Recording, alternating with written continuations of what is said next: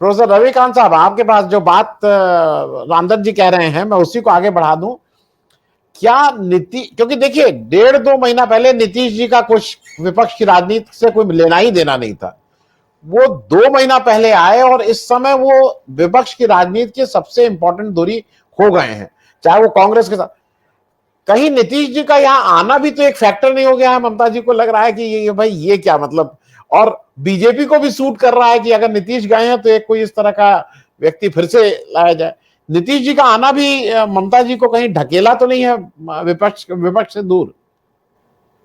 बिल्कुल सीधे तौर पर ये दिख रहा है, और इसलिए दिख रहा है कि विधानसभा चुनाव जीतने के बाद ममता बनर्जी ने जिस तरह से हिंदी में भाषण देना शुरू किया, तो वो एक सीधे था कि अब उनका निशाना दिल्ली की तरफ है, कलकत्ते के बाद।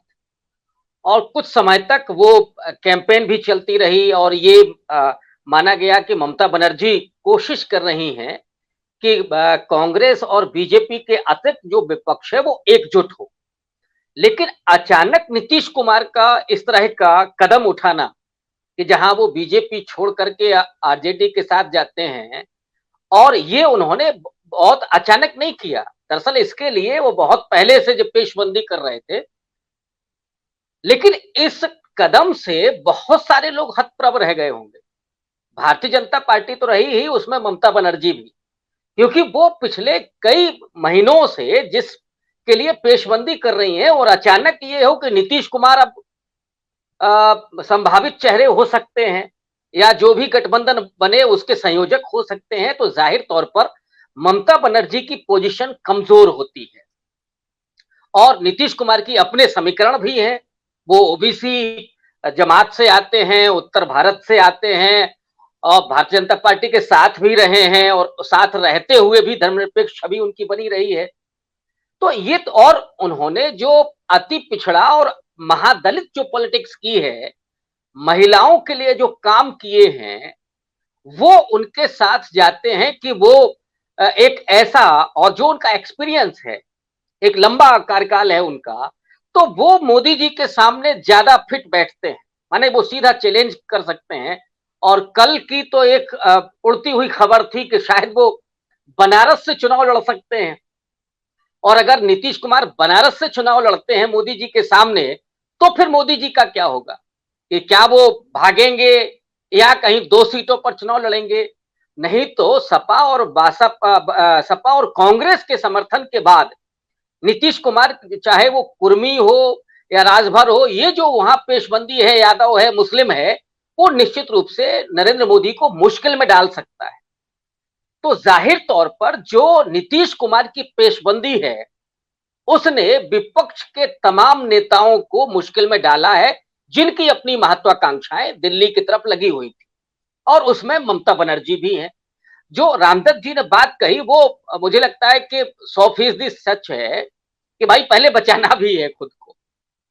अगर एक भी दामन पर दाग लगता है, और भले ही वो गलत तरीके से फंसा दिया जाए, मैं ये नहीं कह रहा हूं कि वो उसमें होंगी, कोई झूठा ही नाम ले दे, लेकिन अगर नाम आ जाता है तो जो अभी है स्पेस थोड़ा सा, कि नीतीश कुमार होंगे, कौन होगा, राहुल गांधी होंगे, वगैरह वगैरह, तो ममता बनर्जी की फिर ये जो पूरी प्रत्याशा है वो डामाडोल हो जाएगी। इसलिए फिलहाल वो ऐसा नहीं चाहती कि कहीं प्रश्न चिन्ह उनके ऊपर खड़ा हो, और उसके लिए वो नरेंद्र मोदी की तारीफ करके, क्योंकि वो इस बात को भी जानते हैं कि मोदी जी कितनी तारीफ पसंद है। उनके बारे में एक संतोष भारती, जो आपके साथ के बड़े पत्रकार हैं, उन्होंने ये दावा किया था, मैं उनकी ही बात उद्धृत कर रहा हूं, कि उन्होंने अपने एक सांसद से पूछा कि जो जनमानस है वो मेरे बारे में क्या सोचता है, जनता क्या सोचती है? तो उसने कहा, अरे साहब आपको बहुत मानती है, आप तो उसके लिए बहुत कुछ कर रहे हैं, आप तो देश के सबसे बड़े लीडर हैं। तो उन्होंने कहा कि नहीं, तुमको कुछ नहीं मालूम, जनता मुझे भगवान मानती। ये संतोष भारती जी का दावा है, और उन्होंने कहा कि ये मुझे बीजेपी के एक सांसद ने बताया। तो ऑब्वियस है कि मोदी जी को, और प्रशंसा तो सबको अच्छी लगती है, लेकिन मोदी जी को कुछ ज्यादा अच्छा लगता है, और उनके लिए भी जरूरी है। ये सिर्फ तारीफ का नहीं है।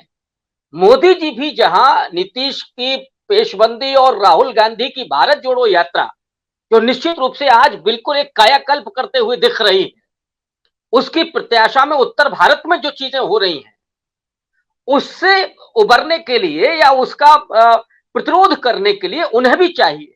उसमें नवीन पटनायक भी हो सकते हैं, उसमें ममता बनर्जी भी हो सकती हैं, उसमें कोई और भी हो सकता है। तो ये दोनों के लिए फायदेमंद है, ममता बनर्जी के लिए भी और नरेंद्र मोदी के लिए। और उसमें एक निश्चित रूप से जिसकी तरफ आपने इशारा किया है, एक कारण नीतीश कुमार भी। मैं प्रोफेसर रविकांत साहब आपसे एक बहुत जल्दी, राहुल गांधी एक बात लगातार कहते आ रहे हैं और वो ये कहते आ रहे हैं कि ये लड़ाई आरएसएस और बीजेपी की विचारधारा से लड़ाई है जो हम ऑपोजिशन के साथ लड़ना चाहते हैं। क्योंकि अब ये क्लियर धीरे धीरे अगर आप वैसे देखिए तो क्लियर हो रहा है, क्योंकि एक तरफ ममता बनर्जी जी कह रहे हैं कि आरएसएस में भी अच्छे लोग होते हैं, अरविंद केजरीवाल साहब का कहना है तो अन्ना आंदोलन से ही वो ताकत मिली उनको और अन्ना आंदोलन पूरी तरह से उसके पीछे आरएसएस और बीजेपी खड़ी थी। तो क्या ये सवाल भी इस समय है कि जो राहुल गांधी बात उठा रहे हैं कि आरएसएस और बीजेपी की विचारधारा से लड़ाई है, क्या ये भी महत्वपूर्ण सवाल है इस पूरी कंट्रोवर्सी में जिसमें ममता बनर्जी को के रोल के बारे में हम लोग बात कर रहे हैं? देखिए, ये आइडियोलॉजिकल सवाल तो है। राहुल गांधी और उनके साथ जो भी आना चाहते हैं, जो आ रहे हैं, उन्हें आरएसएस की विचारधारा पर भी अटैक करना है, ये बहुत स्पष्ट है। ममता बनर्जी ने कभी इस तरह का कोई संकेत नहीं दिया और जो आप कह रहे हैं कि उन्होंने तो बल्कि तारीफ की कि अच्छे लोग यहाँ भी हैं, वहाँ भी हैं। तो एक सवाल तो ये है, लेकिन जो अभी का जो तात्कालिक जो घटनाक्रम है, उसके पीछे दो ही कारण मुझे दिखाई पड़ रहे हैं। एक तो ये है कि अपने को बचाना है फिलहाल, और वो महत्वाकांक्षा भी खत्म नहीं हुई है, उसके लिए बचाना है। क्योंकि अभी कुछ ऐसा होता है तो फिर उसके लिए उनकी जो प्रत्याशा है वो खत्म हो जाएगी। दूसरा ये है कि अब नरेंद्र मोदी के साथ वो आपको संबंध भी ठीक रखने हैं, ताकि अगर कुछ उलटफेर होता है उस तरह का, तो वो उनके साथ धीरे से चली जाए, अगर ये परिस्थिति नहीं बन रही। तो तात्कालिक रूप से तो ये है, आइडियोलॉजिकल लड़ाई है, वो राहुल गांधी के नेतृत्व में और जो दूसरे लोग हैं वो लड़ रहे हैं। ममता बनर्जी का फिलहाल इससे कोई लेना देना दिखाई नहीं पड़ता।